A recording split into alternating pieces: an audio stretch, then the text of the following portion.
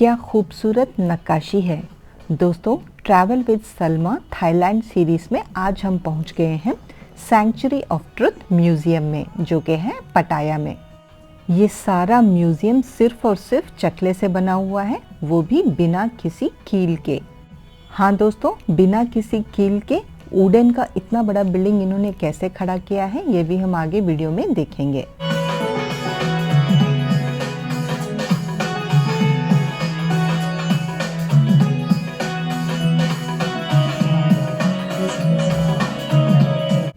ये है ticket counter. यहाँ पर आपको पेपर का एक बैंड दिया जाएगा जिसे आपको हाथ पर पहनना होगा। यहाँ से म्यूज़ियम के लिए करीब 10-12 मिनट का वॉक रहेगा। रास्ते में आपको बहुत सारे प्यारे प्यारे एनिमल्स दिख जाएंगे। यहाँ पर आप पे करके एनिमल्स को फीड भी कर सकते हैं।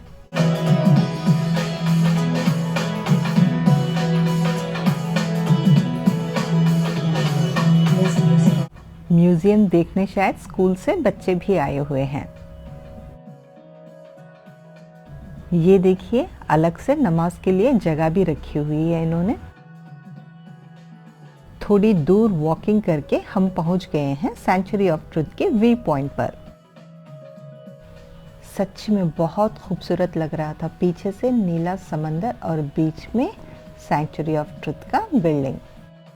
सैंक्चुरी ऑफ ट्रुथ म्यूज़ियम को मिस्टर लेक वीरियफन और उनकी बीवी ने 1981 में शुरू किया था। ये थाईलैंड में एक बिजनेस फैमिली से बिलोंग करते थे। इन्हें बचपन से ही आर्ट और कल्चर का बड़ा शौक था। इस बिल्डिंग के 5 स्पाइर्स हैं। बेसिकली छत के 5 लेयर, डिफरेंट स्पाइर्स पे एंजल का आइडोल डिफरेंट चीज़ें पकड़े हुए होगी। अलग अलग आइडोल का अलग अलग मीनिंग है, जो कि फिलॉसफी ऑफ लाइफ और हेल्दी सोसाइटी को दर्शाता है। कैज़ल की तरह दिखने वाला ये म्यूज़ियम सारा सिर्फ वुड से बना हुआ है, वो भी बिना किसी कील के।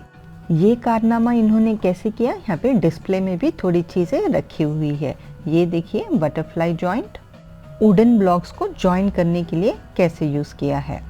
और ये कैरिंग पोल, इसी तरह से बिना कील यूज़ किए इन्होंने इतनी बड़ी वुडन बिल्डिंग बना दी। है ना कमाल की बात। इस म्यूज़ियम को बनाने में 5 डिफरेंट टाइप्स के वुड का इस्तेमाल हुआ है। म्यूज़ियम को विज़िट करने के लिए आपको लैंग्वेज चूज़ करना पड़ेगा। बहुत सारे लैंग्वेजेस का ऑप्शन है। आप जो लैंग्वेज चूज़ करोगे उसके अकॉर्डिंगली पर्टिकुलर टाइम स्लॉट में आपको अंदर भिजाया जाएगा। इस म्यूज़ियम का कंस्ट्रक्शन 1981 में स्टार्ट हुआ था, मगर स्टिल ये अंडर कंस्ट्रक्शन है, इसीलिए म्यूज़ियम पहुंचते ही आपको सेफ्टी हेलमेट्स दिए जाएंगे। ये है लीन, हमारी गाइड। ये आधा घंटा हमारे साथ रहेगी और म्यूज़ियम के बारे में सब कुछ एक्सप्लेन करेगी।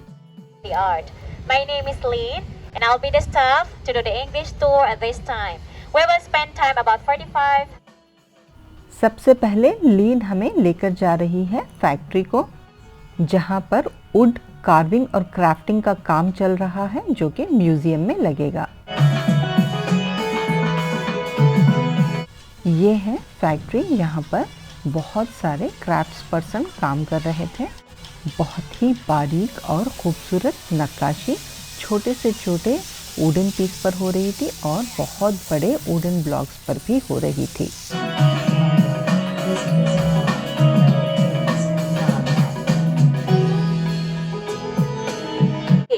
So each wooden piece is here. It takes time to finish. It's about 1 month. It depends the sizes and the measure of the wood. And they are only using chisel and hammer for the carving. And after here, all the wooden pieces will be set up inside the museum. And it takes another week to connect it together as a decoration. The original model of the museum, and it's entirely made of wood. First, before we conduct the real work, the museum. So this is the wooden pin and the wooden wedge. We interlock this one together, and this is originally used as a nail inside and outside of the museum. Alright? And this one, the butterfly truant. So this is how we lock the wall. But this is only one piece of wood. And the other side, a carving decoration. So if they want to add more, they are using long dovetail. So they can add more, and more. And the other side is also for decorations. Okay? And this is how they used to lock the columns and balcony. Okay, like this, without nails. So this is for the columns and balcony. Inside and outside of the museum, we have over 170 pieces of columns or pillars supporting it. So this is how they interlock tenon and mortise. And this one here, to hold the weight so that it will not move or to make it balance. So everyone, all the knowledge here is came from the ancient time, passed to generations to generations. अभी हम जा रहे हैं museum देखने के लिए। पहले हम बाहर से एक चक्कर लगाएंगे, फिर उसके बाद अंदर जाएंगे। पूरे म्यूज़ियम में अंदर से और बाहर से बहुत खूबसूरत काम किया हुआ है क्राफ्टिंग का, और इस पर जो नक्काशी की गई है उसके हर इंच का मतलब है। हमारी गाइड ने बहुत अच्छे से एक्सप्लेन किया सब कुछ। इस म्यूज़ियम का बहुत पुराना हिस्ट्री नहीं है, सिर्फ ये 40 साल पुराना ही है। सच्ची में जो लोग इस म्यूज़ियम को बनाने में लगे हुए हैं, खास करके क्राफ्टमैन, अप्रिसिएशन तो बनता है। आई डोंट नो आपको वीडियो में समझ में आ रहा है कि नहीं, आप रियलिटी में वहाँ पर जाकर देखोगे ना तो समझ में आएगा। मुझे तो बहुत खूबसूरत लगा।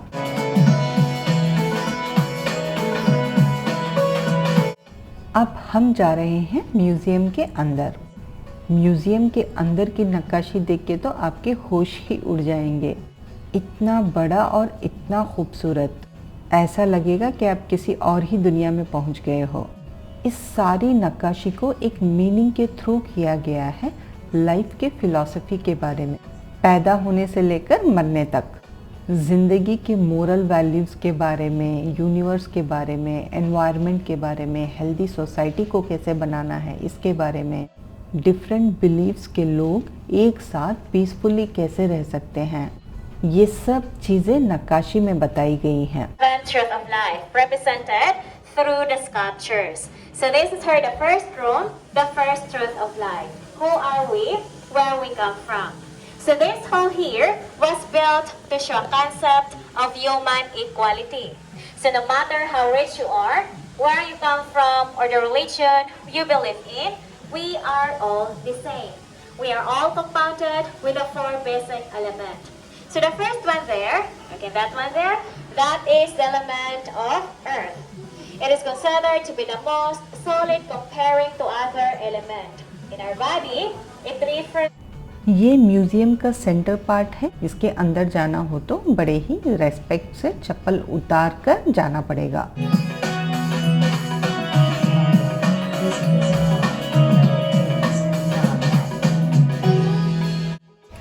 ये है मिस्टर लेक वीरप्पन का स्टैचू। हर कॉर्नर पर इस क्राफ्टिंग का क्या मतलब है नीचे बोर्ड्स पर मेंशन है।